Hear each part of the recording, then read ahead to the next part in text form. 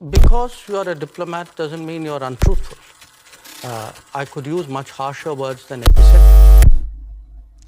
Mr. Secretary, thanks so much for taking your time.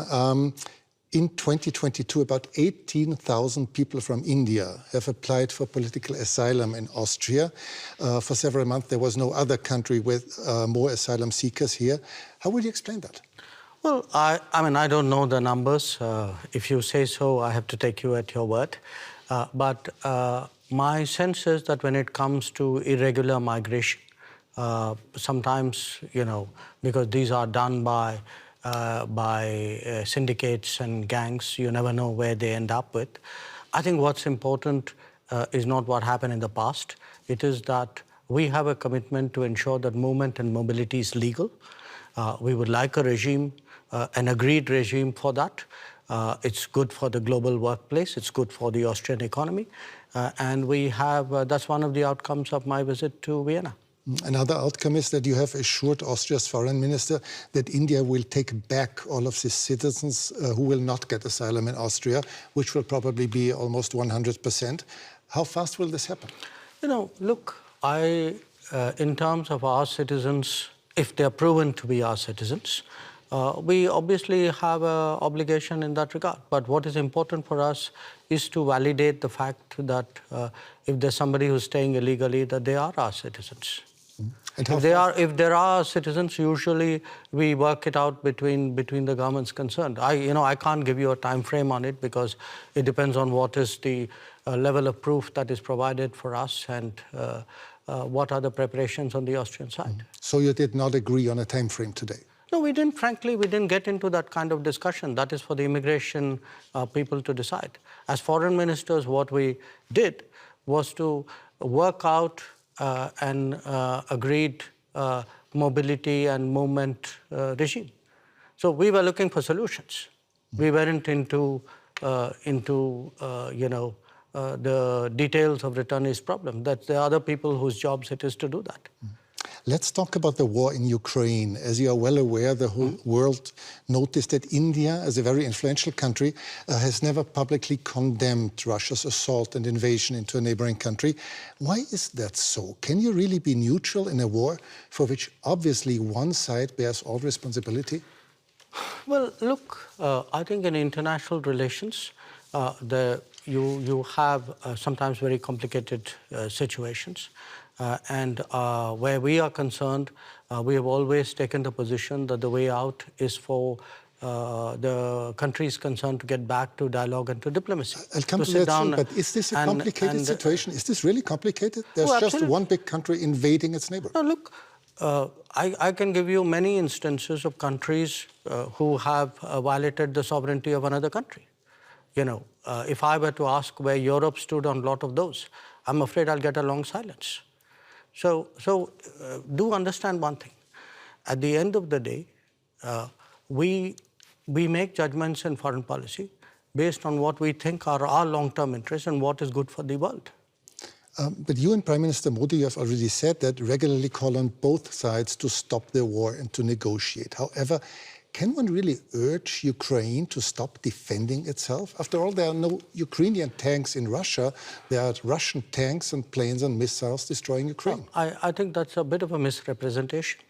I think what we do is to say, get back to dialogue and diplomacy. There was dialogue and diplomacy in the early days of the conflict. So it's not that it didn't happen. So it's not for us to put conditions and to say this country is equal to that country. That's your judgment. But should you urge Russia to stop the war? I think we have been very clear that this conflict is not in anybody's interest, including theirs. But you wouldn't say it more explicitly? I'm a diplomat. It is my job to conduct foreign policy which serves my national interests and which serves what I believe is a long-term pathway towards peace and dialogue.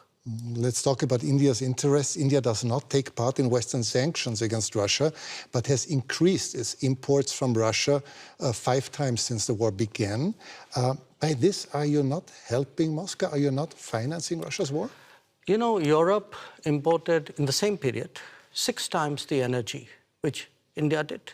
So but Europe decreased its imports a lot and dramatically since the war started. You multiplied yours. No, essentially, if it is a matter of principle, why didn't Europe cut on the first day? Why didn't we see on 25th of February a complete cutoff of energy imports from Russia? But you can't say it's my principle, but by the way, I will do it by my timing. Okay, but isn't it the difference between decreasing your imports but still making sure that Europe is not freezing to death in the winter, or just increasing your imports by 5 times? No, Europe has managed to reduce its imports while doing it in a manner in which it is comfortable for Europe. Comfortable? It's manageable. It's manageable. Maybe a little bit of an overstatement. Now, if at 60,000 euros or whatever is your per capita income, you are so caring about your population. I have a population at $2,000. I also need energy. I'm not in a position to pay high prices. The price of oil has doubled. So, and what Europe is doing is also moving into the Middle East and diverting production out of the Middle East into Europe and raising prices. So European actions actually are putting pressure on the global oil markets and on my imports as well. So I think it's something which, if European political leadership understandably would like to soften the impact on their population, I think it's a privilege they should extend to other political leaderships as well. Are you reluctant toward Moscow as well, because Russia is India's most important supplier of weapons and military equipment? And therefore? Are you reluctant to criticize Moscow? No, I think, look, we have a relationship with Moscow. We've had a long-term relationship with Moscow. I think it's important to look at that history of the relationship.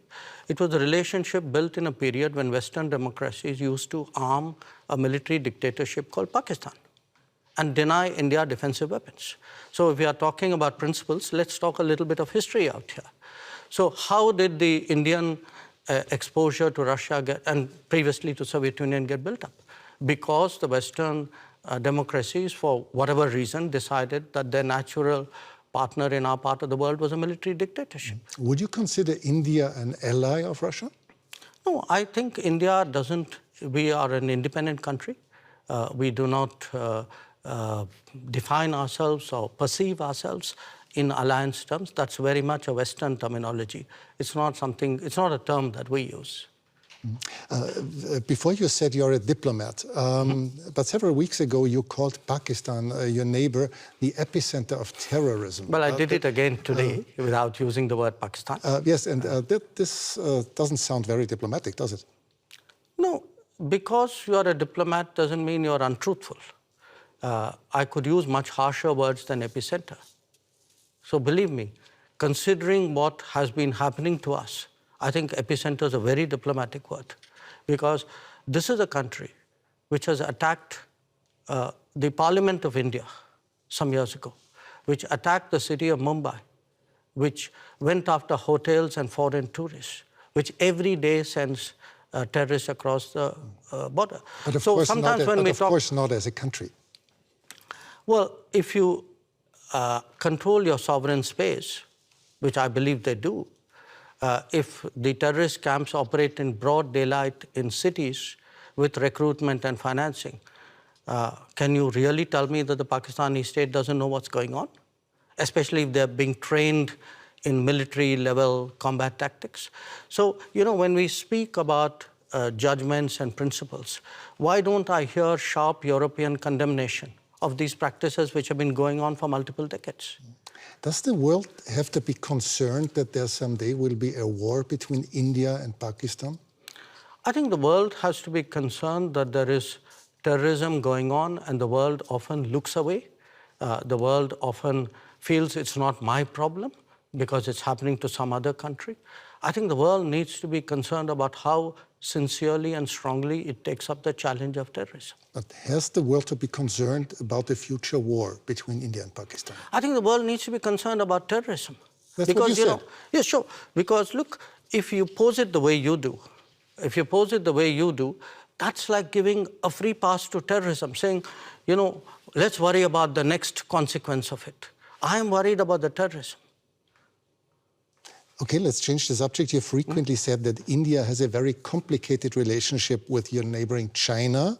Many people around the world are quite concerned that China might, in the near future, intervene militarily in Taiwan. Do you share this concern?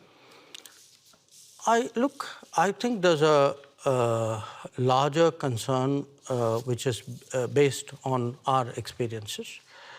The concern is that we had agreements with China not to mass forces in our border areas. And they have not observed those agreements, which is why we have the currently tense situation that we do. We had an agreement not to unilaterally change the line of control, which they have tried to unilaterally do that. So there is, I think, a perception that we have which derives directly from our experiences. Now, where else the status quo may change or not change, I would hesitate as a foreign minister to predict publicly. I may have my own views and assessments. But I certainly can share my experience, and my experience is that written agreements were not observed, that we have seen levels of military pressure which in our view has no justification. China would say the opposite. They would say that India had not obeyed different agreements. But obviously, you see No, I think it's difficult for China to say that for this reason. The record is very clear because today, there's a lot of transparency. You have satellite pictures. If you see who moved the forces to the border areas first, I think the record is very clear. So it's very difficult for China to say what you suggested they could. India will probably overtake China as the world's most populous country within this year. Is this fact of any political significance to India, or is it just a mere statistic? We'll know that when we reach there, won't we? Yeah, because we have never used numbers in that manner. Maybe other countries have. I would still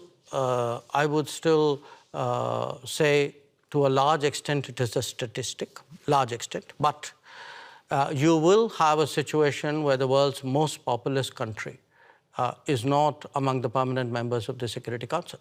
And what does it say about the state of the UN if that is the case?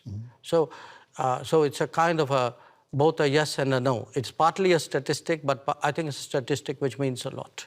For several years, you have called for a permanent seat on the Security Council, as have Brazil, as has Japan or Germany.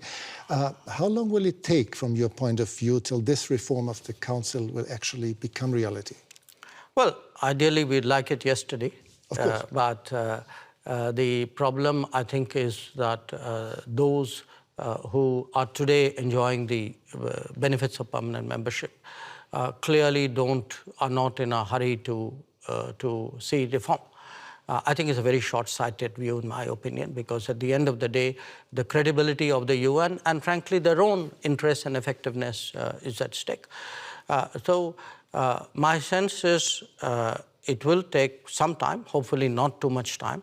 I can see a growing body of opinion among UN members who believe that there must be change. It's not just us. You have entire Africa, entire Latin America left out. Developing countries vastly underrepresented. I think the state of the world, this was an organization invented in 1945. It's 2023.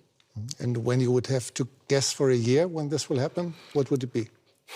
No, I wouldn't guess, because I know the complexities of this process. It's a tough one. I'd be honest with you. It's a tough one, but I don't think because it's a tough one we should give up. On the contrary, I think because it's a tough one, we should actually up the ante, increase the feeling in wide parts of the world that this reform is absolutely essential. Thanks so much for your time.